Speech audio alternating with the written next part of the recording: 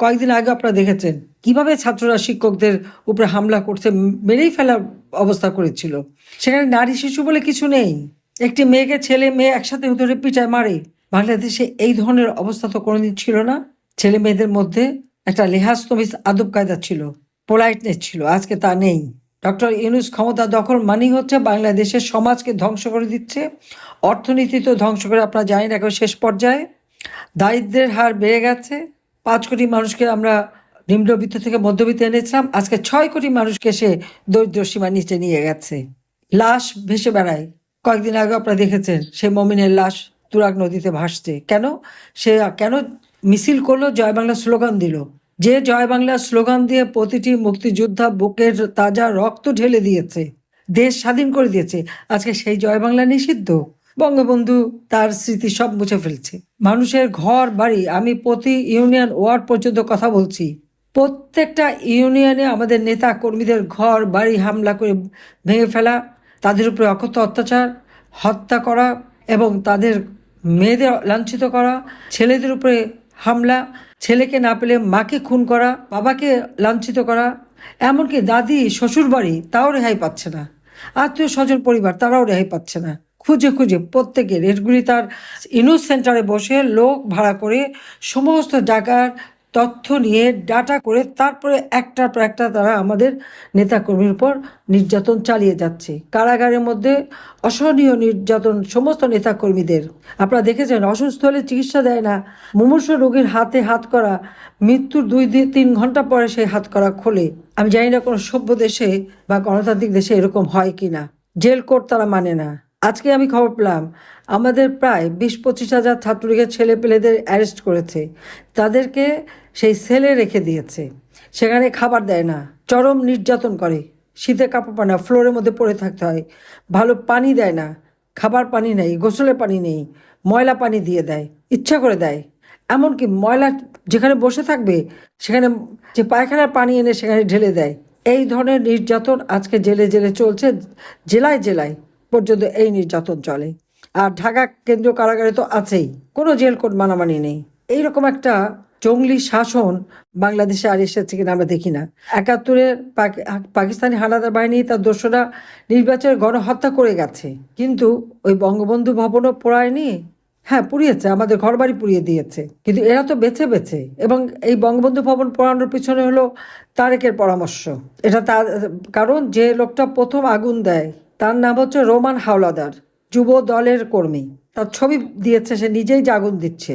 এবং metro rail, police হত্যা, BTV ভবন, যেখানে যেখানে যারা আগুন দিয়েছে পুড়িয়েছে তারা কিন্তু নিজেরাই স্বীকার করেছে। কিন্তু আপনারা দেখেছেন তাদেরকে দায় মুক্তি দেওয়া হয়েছে, তাদের বিরুদ্ধে মামলা করা যাবে না, কোনো আইনের শাসন নাই, বিচার নাই, কিচ্ছু নাই। থাকবে কোত্থেকে? ছাত্রছাত্রীদের দিয়ে যদি চিফ জাস্টিসকে ভাড়া করা সেই কিশোর গ্যাং, তাদেরকে ছাত্রদের ড্রেস পরিয়ে আর এদের নিয়ে কিশোর গ্যাং নিয়ে বা গুন্ডাপান্ডা ভাড়া করে তাদের দিয়ে, এবং সেই ছাত্ররা কারা? যারা চিফ জাস্টিসকে লাঠি সোটা নিয়ে, অস্ত্র শস্ত্র, রামদা চাপাতি, চাইনিজ কুড়াল নিয়ে তার বাড়ি আক্রমণ, তাকে পদ থেকে বাধ্য করা। এবং এটা কিন্তু এই ডক্টর ইউনূস, আসিফ নজরুল আর স্বরাষ্ট্র সেই লেজে জাহাঙ্গীর, এরা কিন্তু সব জানে এবং তাদের জানা মতে এগুলি হচ্ছে এবং তারা এদেরকে উস্কানি দিচ্ছে। এটা কোন ধরনের অসভ্যতা আপনারা একবার বিচার করে দেখেন। আজকে আমরা আওয়ামী লীগ, যে আওয়ামী লীগ স্বাধীনতা এনে দিয়েছে, সেই আওয়ামী লীগের নেতাকর্মীরা না বুদ্ধিজীবীদের স্মৃতিসৌধে সম্মান প্রদর্শন করতে পারে, না স্মৃতিসৌধে যেতে পারে। আওয়ামী লীগ যে দেশ স্বাধীন করেছে, জাতির পিতা যে দেশের স্বাধীনতা এনে দিয়েছেন, অস্বীকার করবে কিভাবে? আপনারা জানেন আজকে সিআইএর যে ফ্যাক্ট বুক বেরিয়েছে সেখানেই তো দেওয়া আছে, আমেরিকার ডিক্লাসিফাইড যে সমস্ত ডকুমেন্ট সেখানে আছে, সারা বিশ্বের সমস্ত মিডিয়াতে আছে। বাংলাদেশের মিডিয়া থেকে যতই মুছে ফেলুক, যতই বঙ্গবন্ধু ভবন ভেঙে ওই স্মৃতিটুকু মুছে ফেলুক, যতই মোরাল ভেঙে অপমান করুক, মুক্তিযুদ্ধের স্মৃতিচিহ্ন মুছে ফেলুক, জাদুঘর ভেঙে তছনছ করুক, ইতিহাসকে তারা মুছে ফেলতে পারবে না। 7ই মার্চের ভাষণ বিশ্ব প্রামাণ্য দলিলে স্থান পেয়েছে। আর এটা বঙ্গবন্ধুর যে স্বাধীনতা ঘোষণা এবং আওয়ামী লীগ যে এদেশের স্বাধীনতা এনেছে, এটা আজকে বিশ্ব রেকর্ডে আছে। তারপরেও ইউনূস বসে বসে এই ঘটনাগুলি ঘটাচ্ছে। এটা হচ্ছে দুর্ভাগ্যের বিষয়। কিন্তু আজকে আমাদের সকলকে প্রতিজ্ঞা নিতে হবে বাংলাদেশের প্রতিটি মানুষ যারা স্বাধীনতা বিশ্বাস করে, বাংলাদেশের প্রতিটি মানুষ যারা মুক্তিযুদ্ধের চেতনা বিশ্বাস করে, স্বাধীনতা আদর্শে বিশ্বাস করে, প্রত্যেকে আজকে প্রতিজ্ঞা নিতে হবে যে লাখো শহীদের রক্তকে আমরা বৃথা যেতে দেব না। জাতির পিতা বঙ্গবন্ধু শেখ মুজিবের রক্তকে আমরা বৃথা যেতে দেব না। বাংলাদেশ স্বাধীন, স্বাধীন থাকবে, আবার উন্নত সমৃদ্ধ হবে। আমরা এদেশের তরুণ সমাজকে কর্মসংস্থানের ব্যবস্থা করে দিয়েছি, ডিজিটাল বাংলাদেশ করে দিয়েছি, বঙ্গবন্ধু স্যাটেলাইট 1 উৎক্ষেপণ করেছি, বাংলাদেশের প্রত্যেকটা প্রতিষ্ঠানকে আমরা উন্নত করেছি, বাংলাদেশের মানুষের অন্ন, বস্ত্র, বাসস্থান, চিকিৎসা, শিক্ষা সুব্যবস্থা করে দিয়ে দেশকে আমরা উন্নয়নশীল করে দিয়েছি। আমাদের লক্ষ্য ছিল 2041 সালের মধ্যে স্মার্ট বাংলাদেশ গড়ে তুলব। সেই লক্ষ্য সামনে রেখে উন্নয়নশীল দেশ হিসেবে বাংলাদেশকে গড়ে তুলে বাংলাদেশকে আবার আমরা ওই স্মার্ট বাংলাদেশ হিসেবে গড়ে তুলব। আজকে দিনে এটাই আমাদের প্রতিজ্ঞা যে জাতির পিতা যে বিশাল সম্মান আমাদের দিয়ে গেছেন স্বাধীন বাংলাদেশ হিসেবে, এই সম্মান কেউ কেড়ে নিতে পারবে না। জাতিকে মাথা উঁচু করে চলতে হবে, এটাই আমার আহ্বান।